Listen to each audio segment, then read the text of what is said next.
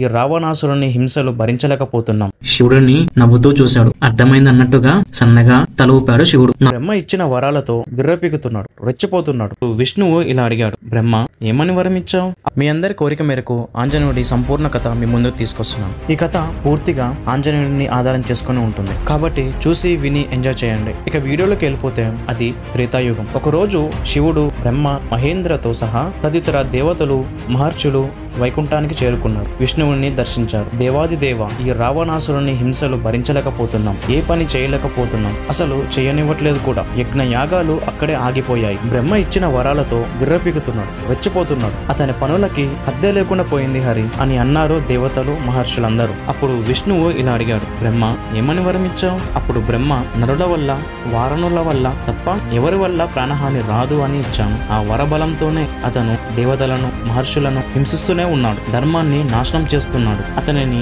ఎలాగైనా మట్టుపెట్టి లోకంలో నువ్వే శాంతిని చేకూర్చాలి హరి అని అన్నాడు బ్రహ్మ. అప్పుడు విష్ణువు, రావణుడు మహాశివభక్తుడని విన్నాను. శివుడిని నవ్వుతూ చూశాడు విష్ణువు. అప్పుడు శివుడు, భక్తుడైనంత మాత్రాన అధర్మంతో బరితెగిస్తే ఎవరు భరిస్తారు హరి? నీ ఇష్టం, నీకు నచ్చింది చెయ్యి, నేను నీకు అడ్డురాను అన్నాడు ఈశ్వరుడు. సరే, మీ అందరి అభీష్టం మేరకు నేను నరుడిగా జన్మిస్తాను. శ్రీరాముని పేరుతో రావణ సంహారానికి కారకుడిని అవుతాను. ఈ ఆదిశేషువు, ఈ శంకు చక్రాలు నాకు సహోదరులు అవుతారు. ఇక మా శ్రీ మహాలక్ష్మి భూమిజిగా జన్మిస్తుంది. రావణ వధకు ఆమె కారణం అవుతుంది అన్నాడు విష్ణువు. ధన్యులం దామోదర, ధన్యులం అన్నారు దేవతలంతా. నరునిగా నువ్వు జన్మిస్తే ఇంద్రాది దేవతలంతా వానరులుగా జన్మిస్తారు. ఆ వానర సైన్యం నీకు తోడుగా సహాయంగా నిలుస్తుంది అన్నాడు బ్రహ్మ. వానర రావణాసురుని సంహారానికి మేమందరం వానరులుగా జన్మిస్తాము, నీకు అండగా తోడుగా నిలుస్తాము అన్నాడు ఇంద్రుడు. అంతా బాగానే ఉంది, కానీ మహాశివభక్తుడు, బ్రహ్మ జ్ఞాని అయిన రావణుడిని వధించాలి అంటే దైవాంశ కలిగి ఉన్న ఒక గొప్ప వానరుడు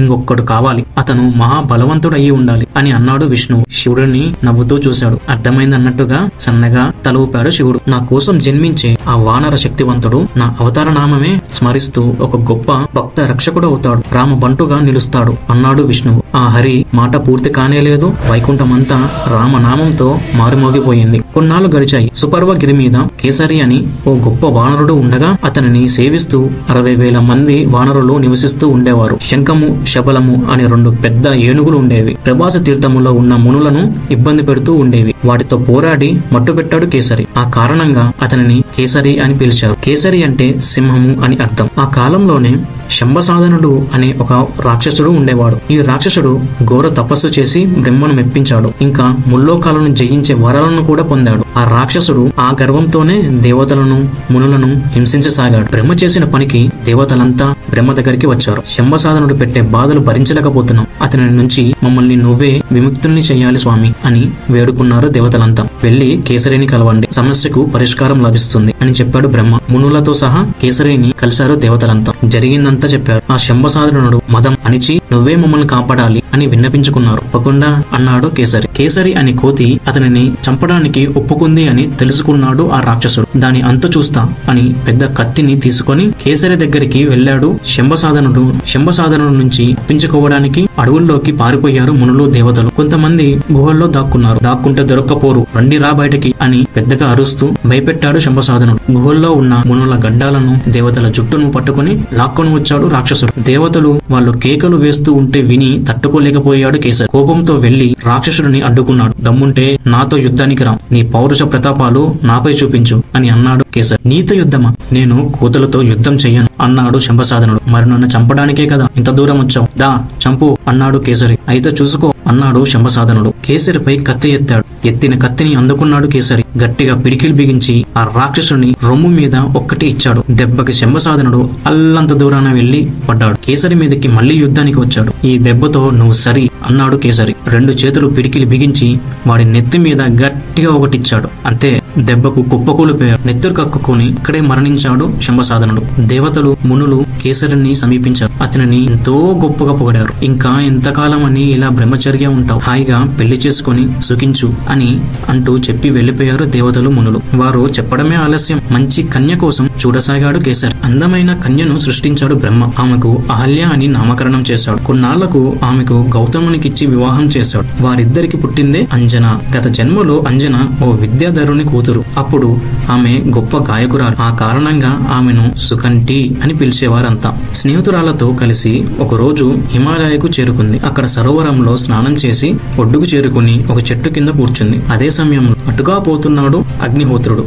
అతను చూసి నవ్వింది ఆమె. ఆ నవ్వుకి కోపగించాడు అగ్నిహోత్రుడు. వచ్చే జన్మలో ఒక వానరుడికి తల్లివిక అని శపించి కుంజరుడు అని ఒక వానరుడు సంతానం కోసం శివుడిని మెప్పించేలా తపస్సు చేశాడు. అతని తపస్సుకు మెచ్చిన బోళాశంకరుడు ప్రత్యక్షమయ్యి, కుంజరా, నీకు కొడుకులు పుట్టే యోగం లేదు, కాకపోతే ఒక కూతురు దొరుకుతుంది. ఆ అమ్మాయిని పెంచి పెద్ద చెయ్యి, ఆమెకి నా అంశతో ఒక కొడుకు జన్మిస్తాడు. అదృశ్యమయ్యాడు అక్కడ నుంచి. ఒక రోజు గౌతముడు సమీపించాడు అతనిని. అంజనాను అతనికి అప్పచెప్పి వెళ్లిపోయాడు. కుంజరుని భార్య పేరు వింధ్యావళి.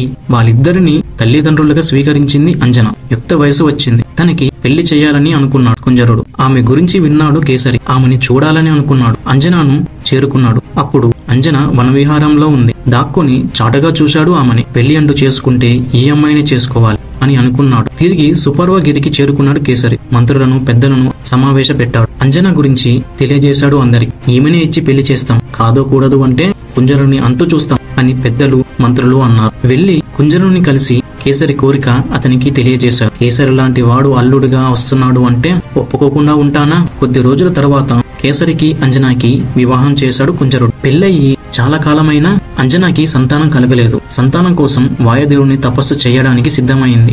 కేసరిని అడిగింది. కాదు అనలేదు కేసరి. కుంజక స్థలం అని ఒక ప్లేస్ చూపించి అక్కడ తపస్సు చెయ్యి అని అన్నాడు కేసరి. భర్త చెప్పినట్టుగానే తాను తపస్సు చేయడానికి సిద్ధమైంది. వాయుదేవుడిని ప్రార్థించింది. అంజన తపస్సు ఫలించి వాయుదేవుడు ప్రత్యక్షమయ్యాడు. ఎన్నో రోజులుగా తాను మోస్తున్న శివతేజాన్ని ఒక పండు రూపంలో అంజనాకి ప్రసాదించాడు. ఈ పండు సేవించు, నీకు సంతానం కలుగుతుంది అని అన్నాడు. అక్కడి నుంచి అదృశ్యమయ్యాడు వాయుదేవుడు. వాయుదేవుడు ఇచ్చిన పండును కళ్ళకు అద్దుకొని అంజన ఆ పండును తిన్నది. వాయుదేవుడు చెప్పినట్టుగానే గర్భం దాల్చింది. అయితే రోజు రోజుకి గర్భం పెరగడంతో ఆందోళన చెందింది. ఇన్ని రోజులుగా తపస్సు చేస్తూ నేను ఇదే ప్రదేశంలో ఉన్న గర్భం గురించి రేపు పెద్దలు వేలెత్తి చూపితే ఏం చెయ్యాలి? అప్పుడే ఆకాశవాణి ఒక వాయిస్ రూపంలో అంజన ఒకప్పుడు శివుడు వానర రూపం దాల్చి తన తేజస్సు ఒక పండు రూపంలో వాయుదేవుడికి ఇచ్చాడు. ఆ శివ తేజాన్నే నీ గర్భంలో ఉంది. శివుని అంశతో పుట్టే ఆ బిడ్డను అందరూ వాయునందరుడు అని పేర్కొంటారు. పెరిగి పెద్దవాడై అతను ముల్లోకాలలో కీర్తి ప్రతిష్టలను అందుకుంటాడు అన్నది ఆకాశవాణి. అప్పటికి ఆనందపడింది అంజన. అంతలో అక్కడికి వాయుదేవుడు ప్రత్యక్షమయ్యాడు. ఆకాశవాణి చెప్పింది నిజం. జరిగింది అంతా నీ భర్తకి చెప్పు, అంతా మంచే జరుగుతుంది అని అన్నాడు వాయుదేవుడు. భర్త కేసరికి జరిగింది అంతా చెప్పింది. అంతా దైవలీల అన్నాడు కేసరి. 1 సంవత్సరం గడిచింది.